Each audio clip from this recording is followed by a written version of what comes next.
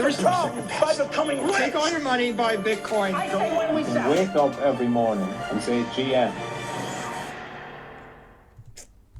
GM. Saturday. It is the 3rd of August. Let's look at the market. So, what have we seen? We've seen Bitcoin crashing down. Lots of fear and pain. All the way down into the value area low. So, if you remember, back on the 15th of July, when we had that big breakout, I talked about exactly this. And it's important actually to go back and look. Probably from 15th, because it's easy to forget your plans from previous. And on the 15th, it was probably the next day, it was probably the 16th, to be honest. We would have seen that move on the 15th. Probably was on the 16th that I would have looked at BTC with that in mind. See where we were back then. There we go. So I'd drawn out that value area low and was mentioning seeing a move down into it. Here we go. About how that could form. Looking at a move back into it. Now obviously, in the meantime, we went all the way up to 70. We followed that first path. But the plan from the breakout point over here, the plan was always, if there's a retest of that level, a valid retest that holds, to get long. Nothing has changed. Right? There's no reason why this would be any different. There we go. So we saw something roughly similar to that red path, where it did in fact squeeze up, not as high as 72, but up to 70, came all the way back down to 62. So isn't that just what we did? Moved all the way up, all the way down. So when you take away and I will talk about, I'll talk much more on week monthly preview, which will drop today. I'll talk much more about recessions and stuff like that.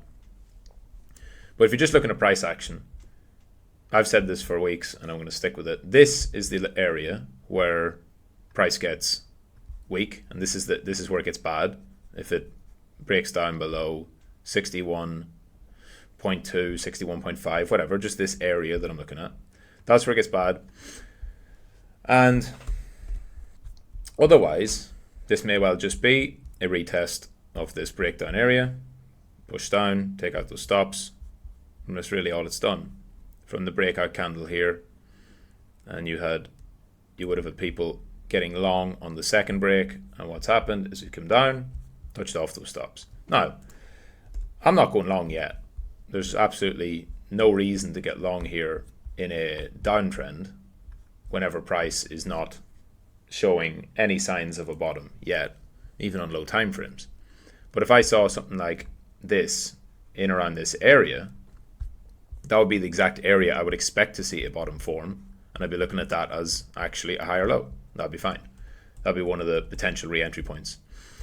I see a lot of talk online about, I see some people saying that, oh, you're all so fearful now, the next 6 months, the big bull run, blah, blah, blah.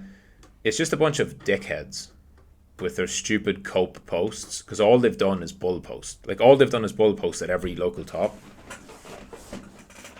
70, in March, they told you it was going to 1 million.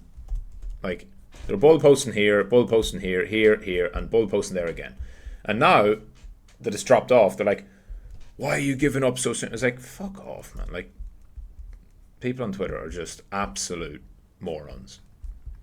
Because there's no skin in the game. They're not actually trading. They're just posting for engagement.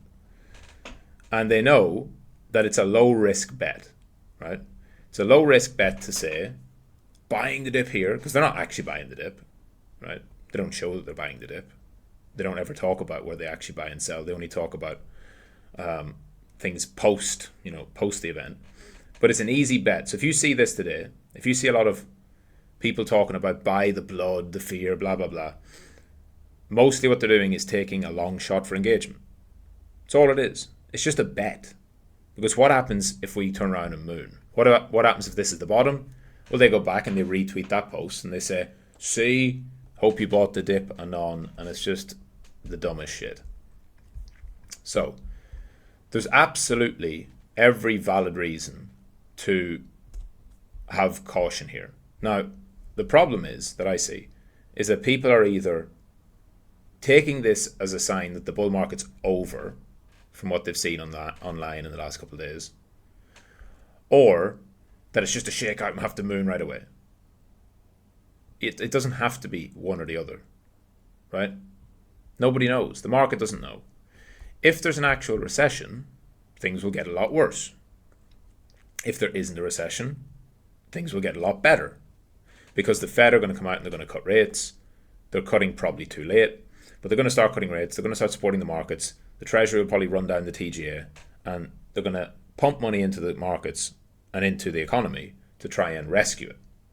And if it turns out that it wasn't actually going to be a deep recession, that would be a very bullish thing. But when you see these moves happening, you need to allow them to play out first, right? Even though today, which is Saturday, right, weekend's not reliable, even though today has got this nice, we went down below, we're reversing back up, it looks great. 14 hours left on this candle, so don't call that a good candle. It's not a green candle yet, it's not a bullish candle. Yesterday's candle was the most bearish engulfing candle that you could possibly see. After a reversal day on Thursday, it fully retraced the entire thing all the way down. There's no universe in which that's bullish, right? Again, it doesn't mean that the market's going to go to zero. But it is a sign that short-term sellers are absolutely in control, and we need to see where it shakes out. Where does it bottom out? You're probably going to see the bands cross red. I mean, barring a miraculous recovery, they will turn red, because the lagging nature of it, even if you had a green day tomorrow, these would still turn red. It would have to probably reclaim 64k within the next 3 or 4 days to avoid going to avoid going red. Not impossible. And certainly it's not about preempting the bands. You should never preempt the bands turning red. But looking at it, all signs point towards that happening. If that were to happen, then I would not be long. I wouldn't want to be long. I would just wait till they go green and get long then. That's one of my simple rules. So yesterday, for anyone who hasn't seen, I did sell my entire portfolio into cash, excluding some, cold storage Bitcoin. That's long term, would never sell. But I talked about it over here, wherever I talked about it. And it's not a case of talking about panic or anything like that. So, where are we? Here we go. There. So I mentioned a couple of times here about I'm going to sell my Bitcoin spot bags, move my portfolio into cash. I think there's a potential to get worse before it gets better. Going to 100% cash, and I sold at 62.8 to 63,000. So that was last night. Just for anyone, you've probably all seen it, but just for anyone who missed it, it was somewhere over there. The reasons for that was this is not a crypto thing. This is not about Bitcoin. This is about every market uniformly all having massive red days, like very bearish days. The VIX spiking. Credit spreads or something like that blowing out. Not a credit spread expert, but I'm actually going to have Professor Ayush on tomorrow. I'm going to do a crossover stream, crypto and stocks. We'll talk to him about TradFi stuff, but I know from what I'm seeing that this is how the market moves when it believes there's a recession. And there is basically, how do I say it? If there's a recession, the goal is to sell immediately. That's how hedge funds do it. That's how the banks and institutions, whoever is got positions. It's not about wait for the bounce and exit. It's not about are you in profit or are you in loss. If there's actually a recession, everybody knows that everything is going down. So it's about get out first and get into safe assets. Right? Now, we don't know, and we won't know until at least January if there's a recession. But I'll cover this a little bit on monthly preview. You do not wait until there is a recession announced to sell. That's the absolute worst thing you can do. Because most of the time, when they announce the recession, because the data lags, it's actually the bottom. So That's why you see this in the markets. This is, this isn't me. This is everybody on Wall Street, right? That's this selling yesterday where everything just got crushed. Even the dollar. Everything just getting wrecked. And then obviously bond yields nuking, which means that bonds themselves rising. You can see actual government bonds are like the only thing catching a bid. Flight to safety, whatever. So,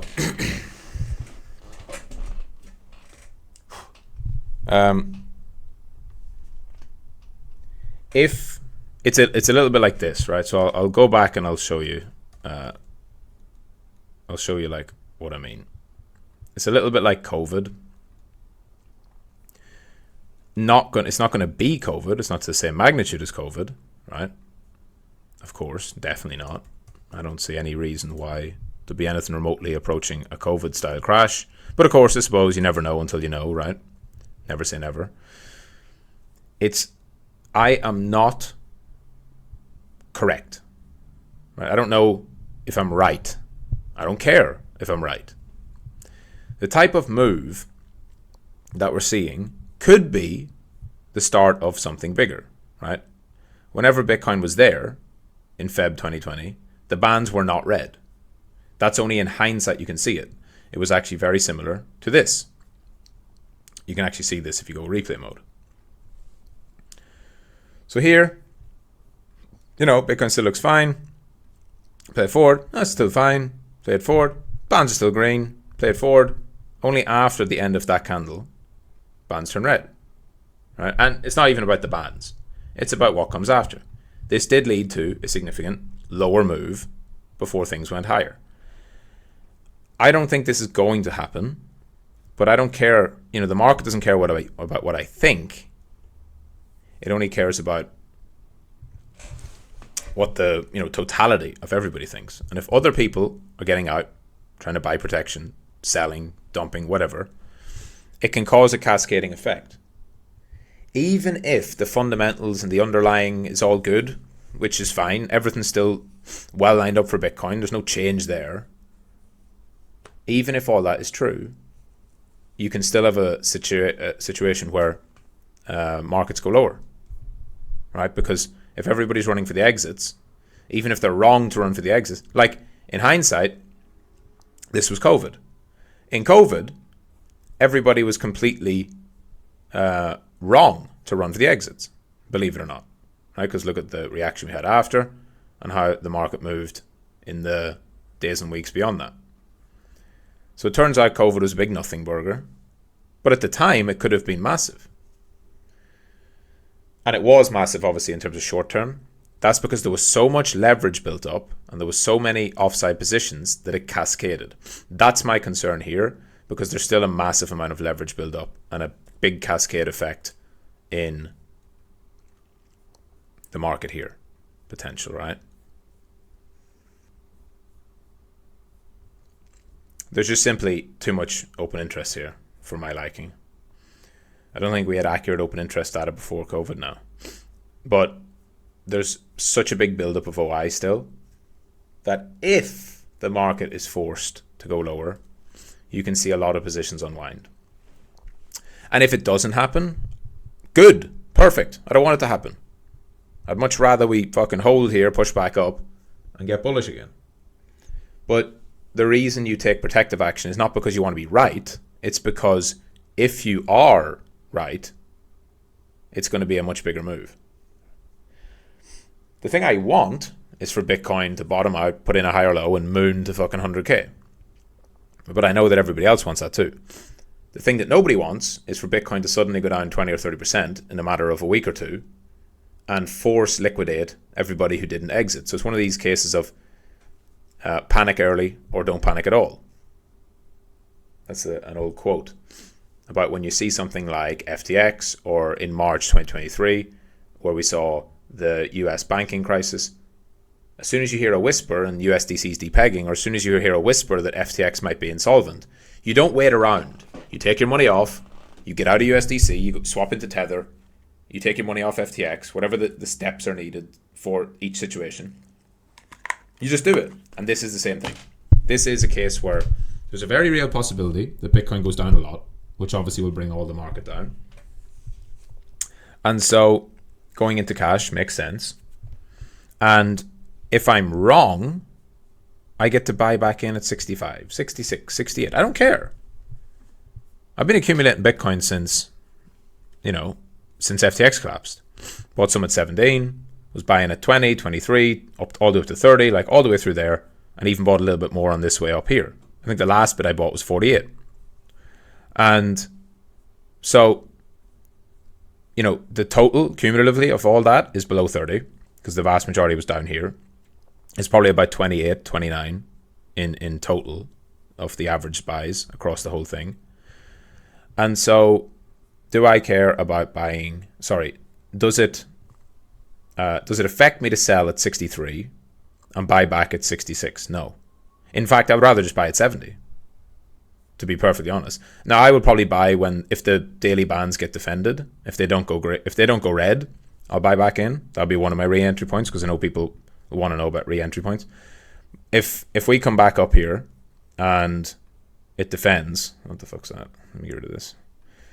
If it comes back up here and defends, right, and these bands never actually turn red, then I'll buy back in once we're above the bands. First daily close above the bands if they don't turn red. That'll be one. If they do turn red, then I'll wait for them to go green. Right, very simple. Like, say they turn red, I'll just wait until the next time they turn green as a simple re-entry point. Or I just think that there's a very simple diagonal breakout here that can come along. And I think that Bitcoin had a massive run, has cooled off for, March, now April, May, June, July. I mean, still 4 going on 5 months. And it'll be 5 months at least, if not 6 months, before it breaks out. So I don't care if it goes down. I don't care if it goes sideways. I don't care if it goes up. The next time Bitcoin breaks above this area here, above 70, that's a diagonal breakout of a minimum 6 month reaccumulation consolidation above previous breakout. That's incredibly bullish. So the place to really push the boat out is above 70. So much money is lost by people trying to guess below. Like opportunity cost. The next time that the whole market goes shit crazy is when Bitcoin breaks out to all-time high, right? That's when everything goes wild. And yet, bounce up here and people are like, I need to buy here because I want to get it early. Like you're penny pinching. Like, I need to get 67 because I don't want to wait to 73. I don't want to buy there. But then what do? You have to sit through the downtrend and all the way up and all the way down. An opportunity cost. You're sitting on this for fucking no reason. That's strictly talking about buying in here. I would happily buy and sell in here a bunch of times. Like the same thing here, right? Which I did. I went long there on that reclaim and then closed it around that breakdown point there. You take a shot, doesn't work, you reassess, you go again. It's very simple if you're adding longs. But obviously this is the first time I've sold my spot bags. There is a chance that the whole bull market's over. I'd say it's still a slim chance. But Bitcoin has never been through a recession. And it's these unknowns, right? So these unknowns are something you really have to consider. Bitcoin has never been through a recession. 2020 doesn't count. We went into a recession in 2020, but it was a panic crash and the Fed printed, trillions of dollars in response very quickly. So even though technically it dipped into recession, you don't look at that and say, oh, this is what Bitcoin does in a recession. That's what Bitcoin done when the entire world was panicking about a black swan of COVID. That's not the same as manufacturing data getting slightly worse and unemployment rate rising a bit. Right? A true recession is way worse. And again, I'll talk about this in monthly preview. I'll talk about the true recession, how price reacts to those different areas, and everything else. So the last recession was 2008, and I also think that this is going to be the way moving forward. I've said for a long time that I believe a recession is a decision by the central banks and the governments, because they can print as much money as they want. And if you keep printing money, you can't go into recession because it boosts GDP. The actual economy might be fucked, but technically it won't go into recession. And since consumer confidence is based on, it's like self-fulfilling. If everybody feels like it's a recession, everybody talks about a recession, and it is a recession, then people feel more pessimistic. They don't want to spend money. They don't want to, they want to save and hoard. They don't want to go on holiday. They don't want to take trips. They don't want to eat out, restaurants. And it's very, it's self-fulfilling, literally, to the point where people won't want to do things, and that then makes it worse. You don't want to spend money, so you don't spend money, so then the businesses don't make money, so the recession goes on longer. That's how you get a Great Depression like we've had in, the 30s and whatever. And so I know that the central banks and governments know this, and they want at all costs to avoid it. You saw this in COVID. Since 08 was the last true recession where they actually allowed market forces to play out. Since then, they've said, nope, that's not happening. We are going to print. So I fully expect that to happen this time. But I think what people are mistaking is they think that means that, oh, well, no, they're going to print for sure, so we're just going to fucking moon it from here. And that's it. I don't know. I think maybe it might get a little bit worse before it gets better, right? And the panic sets in, and you have this kind of drifting, or a sharper sell-off and some grinding movement, whatever. It gets a bit worse as the fears amplify, right? The fears increase, and then they do exactly what they do all the time, which is fucking print our way out of it.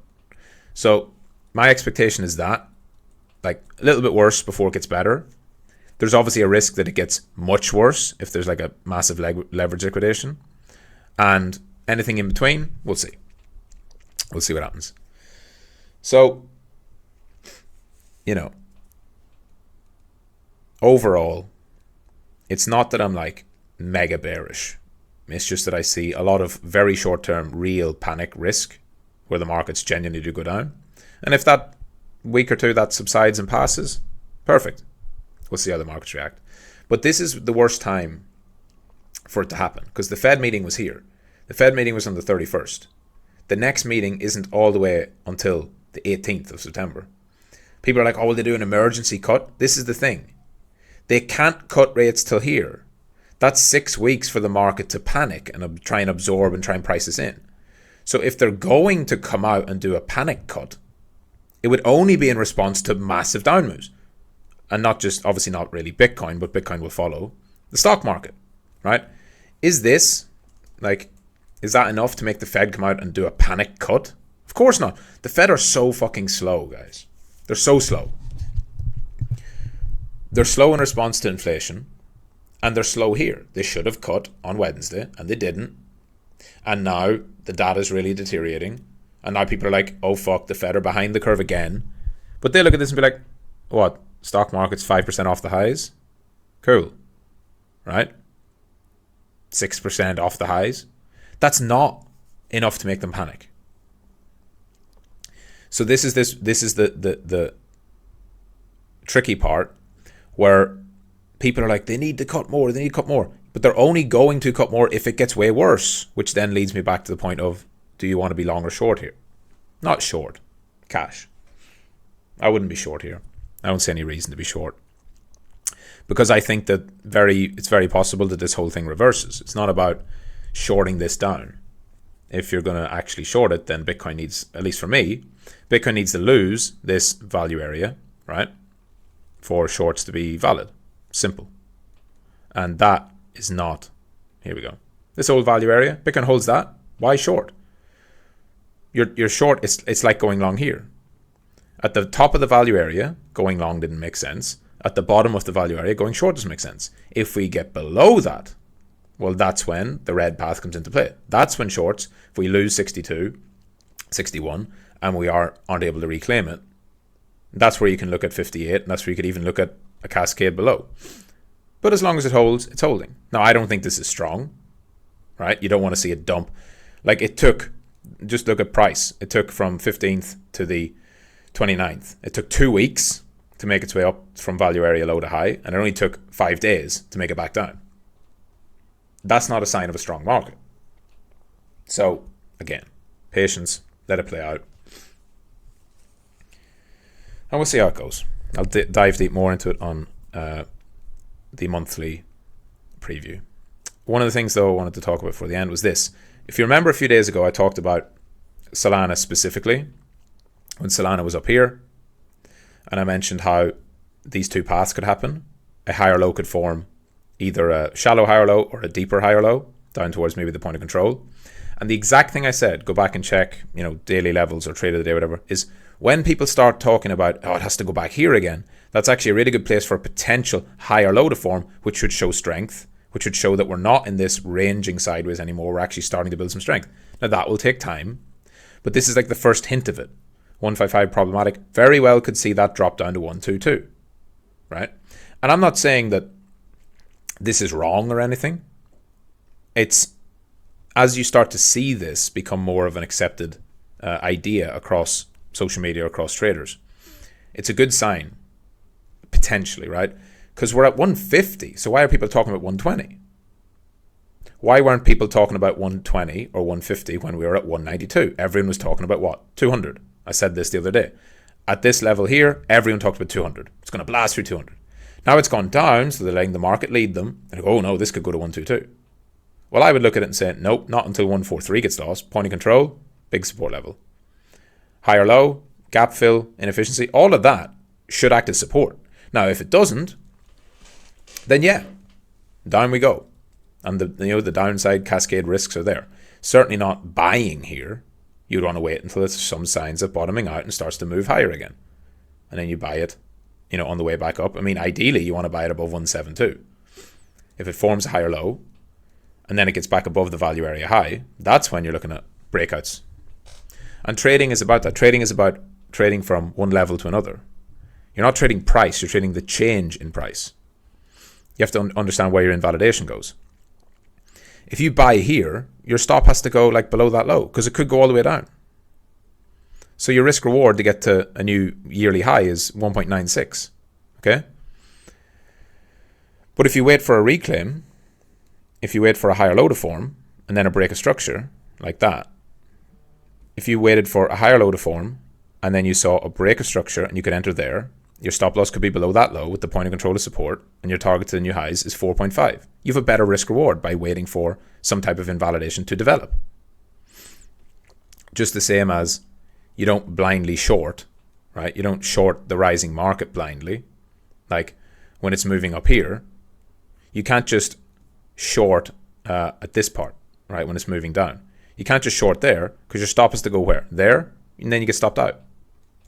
Or if you wait for that to get swept and it comes back down and you see weakness, then you can short here on any of these red candles after the rejection, and you do have a clear invalidation because the sweep has already been done. It's all about risk to reward. So we'll see how it goes.